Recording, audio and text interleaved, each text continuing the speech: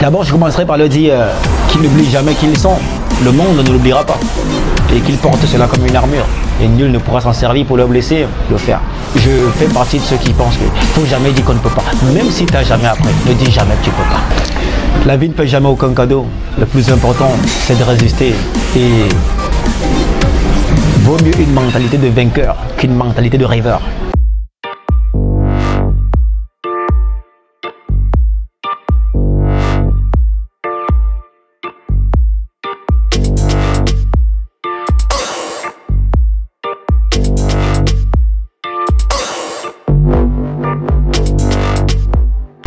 Bonjour Monsieur Hilaire.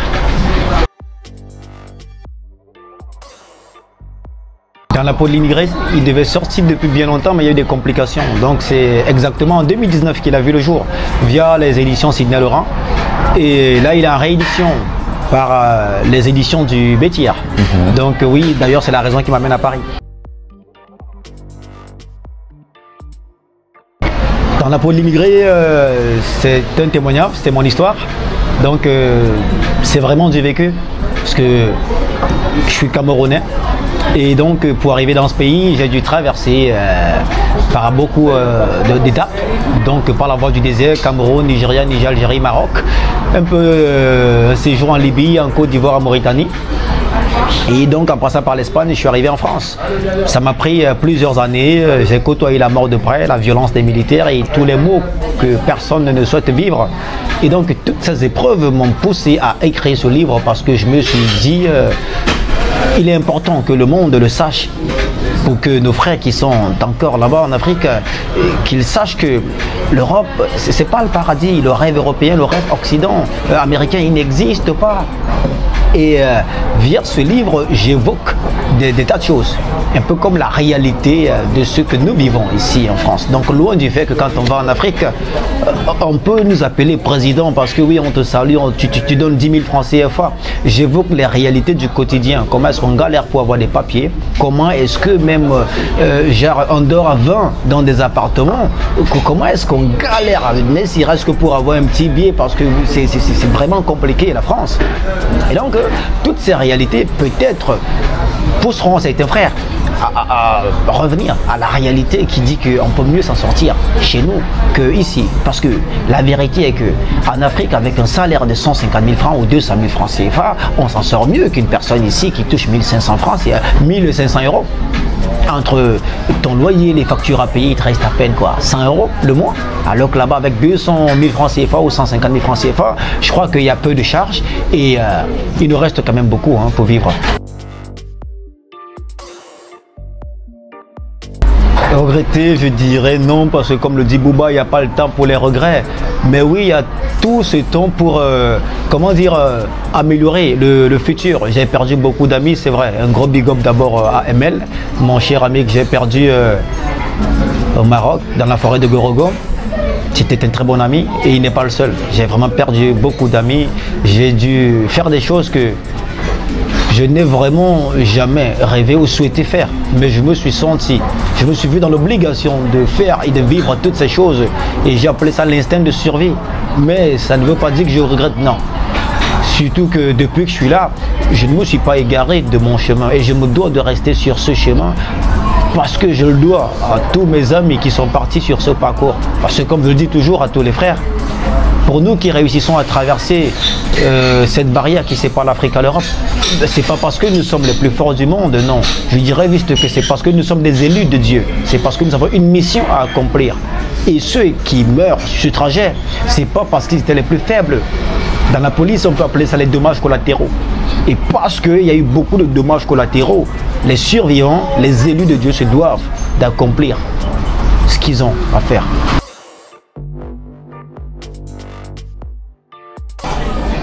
Déjà, il faut souligner que quand j'arrive dans ce pays, c'est pour compétir avec les meilleurs. Donc là, on parle de musique et de cinéma. Dans la musique, j'ai essayé et je suis toujours, mais les choses ne se passent pas toujours comme prévu. Des fois, ça prend plus de temps, mais on y est toujours. Et la littérature, donc d'ailleurs, le livre Dans la peau de l'immigré, il est là, donc tout se passe plutôt bien. Et pour ce qui est du cinéma, je suis réalisateur. Donc là, je viens de réaliser un long métrage de fiction qui s'intitule Intégration. C'est comme une sorte de continuité de ce livre Dans la peau de l'immigré. À la seule différence que Dans la peau de l'immigré, c'est une histoire qui me vise directement. Or, le film Intégration ne me vise pas directement, c'est vraiment, je me suis inspiré du quotidien. Il s'agit de 5 jeunes qui arrivent à Marseille pour la première fois. Ils n'ont pas d'argent, aucune notion du terrain et ils doivent s'intégrer. Pour ce faire, ils vont se séparer chacun de son côté. Et 3 mois plus tard, ils se reverront pour faire le bilan de leur situation respective. Et pourquoi? Parce que je me suis rendu compte que on parle beaucoup d'intégration, mais jamais on ne touche les vraies réalités du mot intégration du doigt. Et dans ce film, j'essaie vraiment de présenter le pourquoi et le comment. Quand des gens arrivent nouvellement en France, à Marseille, les premiers jours, où est-ce qu'ils dorment? Comment est-ce qu'ils font pour manger? Et les 3 premiers mois, comment ça se passe? Parce que je pense que si l'on suit pendant 3 mois, jour pour jour, une personne, on peut clairement définir comment cette personne deviendra dans 3 ans. Donc oui, le cinéma, c'est quelque chose qui m'a toujours passionné depuis tout petit. Et vous savez très bien, et quand je dis je savais, c'est vraiment à l'époque, parce qu'aujourd'hui, le cinéma camerounais a beaucoup évolué. Donc à l'époque, quand j'étais encore tout petit et quand je sortais du Cameroun, je me disais que le meilleur moyen de compétir avec les meilleurs, de percer dans le milieu du cinéma ou de la musique, c'était de venir en France, compétir avec les grands rappeurs, compétir avec les grands réalisateurs. Et donc voilà, c'est tout ça qui m'a ramené ici aujourd'hui. On ne finit jamais de s'intégrer, mais c'est une belle question, j'apprécie. Je dirais oui, je dirais pas suffisamment, mais je dirais à un très bon niveau. Et un niveau tellement bien qui me pousse à affirmer encore aujourd'hui que je viens de Marseille, je vis à Marseille, et je suis arrivé à Marseille, j'ai trouvé des jeunes à Marseille qui sont nés à Marseille. Et aujourd'hui j'ai un statut qui me permet de jouer le conseiller d'orientation à ces jeunes qui sont nés à Marseille. Or, la réalité dit que quand on arrive nouvellement dans une ville, c'est les gens qu'on trouve qui nous montrent le chemin. Mais dans mon cas, c'est l'inverse. Donc, je dirais que oui, je suis plutôt pas mal intégré. J'organise des spectacles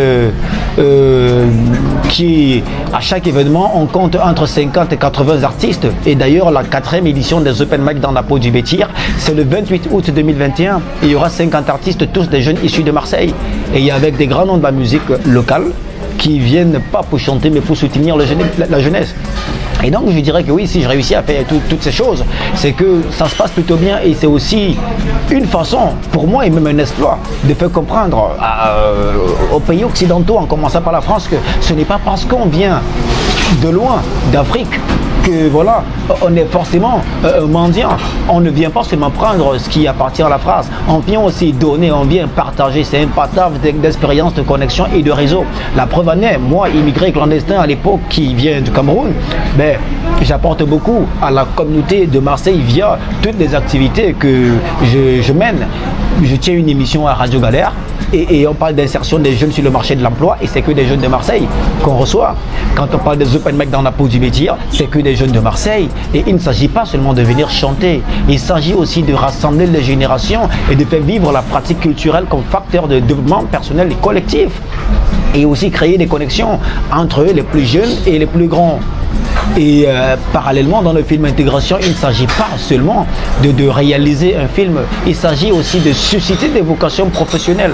Ça veut dire que les jeunes avec qui on travaille, ils ne sont pas seulement des acteurs, ils participent aussi au tournage vraiment dans l'intégralité. Ils peuvent se retrouver derrière la caméra, derrière le son et pas mal d'autres métiers qui tournent autour de l'audiovisuel et du cinéma. Et après le film, ça suscite des vocations professionnelles. Ça veut dire que si le jeune s'intéresse à la caméra, il pourra suivre une vraie formation accélérée en tant que cadreur et s'affirmer et pourquoi pas toucher les gros plateaux. Pareil pour l'ingénieur du son et puis tous les autres métiers. Donc l'idée vraiment dans le Bétir, puisqu'on parle du Bétir, c'est de fabriquer des vainqueurs.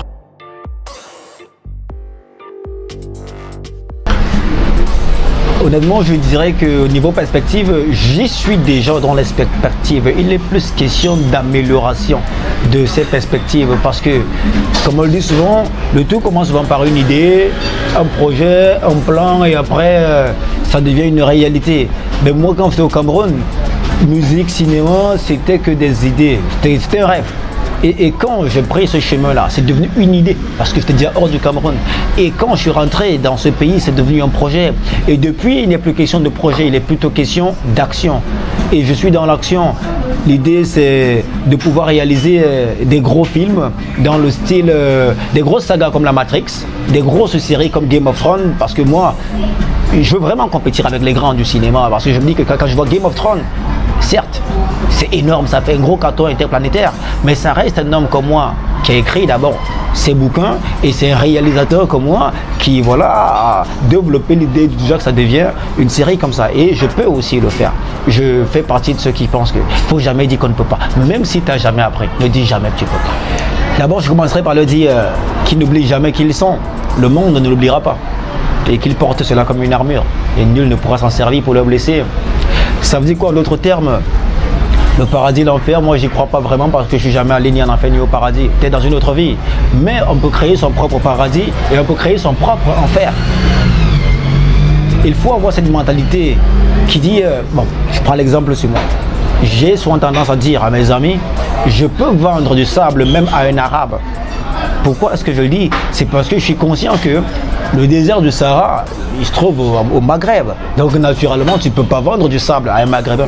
Mais si tu réussis à le faire, c'est que tu peux accomplir tout ce que tu veux. Il faut juste se donner les moyens, avoir la confiance en soi. Se dire, ouais, je ne sais pas, mais je vais le faire. Et je prends un exemple encore réel dans mon film Intégration. Quand j'ai commencé le tournage de ce film, je n'avais pas toutes les notions du cinéma. Et c'est seulement quand j'ai commencé, quand je reçois des stagiaires de l'école de l'ESRA, l'école de visuel, la l'université de l'ESRA et de l'AIS, à Marseille, ces jeunes arrivent en tant que cadreur, en tant qu'assistant réel et tout ça. Ils ont un langage que j'ignore. Et moi, en tant que réel, ça ne me plaît pas trop. J'ai été obligé de demander une formation en tant qu'assistant réel à l'école cinémagiste parce que je voulais découvrir ces codes. Et j'ai découvert ces codes et ça m'a permis de terminer mon film. Pourtant, si j'étais resté braqué sur le fait que je n'ai jamais fait de cinéma, je ne réussirais pas. On ne serait pas là aujourd'hui. La bande-annonce est sortie le 30 avril et le film il sort au cinéma. Donc le tout, c'est la volonté, la détermination. Et déterminé, je le suis. Votre dernier mot? Mon dernier mot? La vie ne fait jamais aucun cadeau. Le plus important, c'est de résister.